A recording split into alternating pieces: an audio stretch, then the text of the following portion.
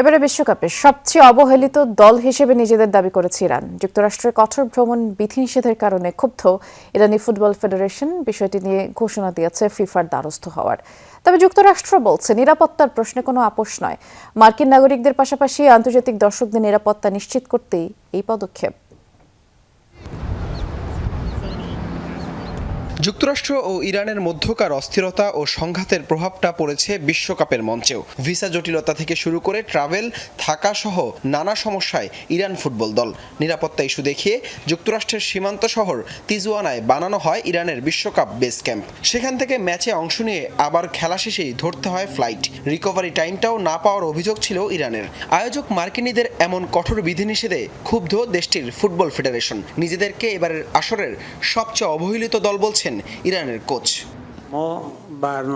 আমাদের উপর যে ধরনের বিধিনিষেধ চাপিয়ে দেওয়া হয়েছে তাতে মনে হচ্ছে আমরা এবারের পুরো বিশ্বকাপের সবচেয়ে নিপীড়িত দল।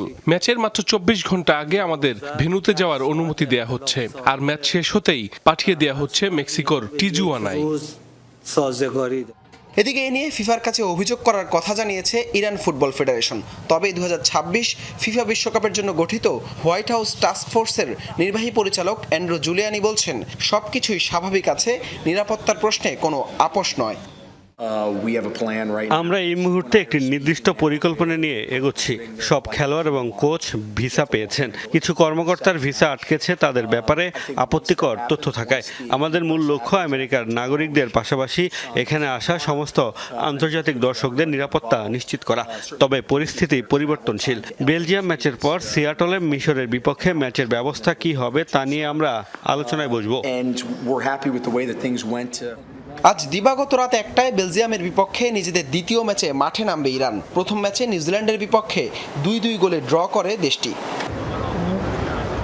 হাসান আল মারুফ, যমুনা স্পোর্টস।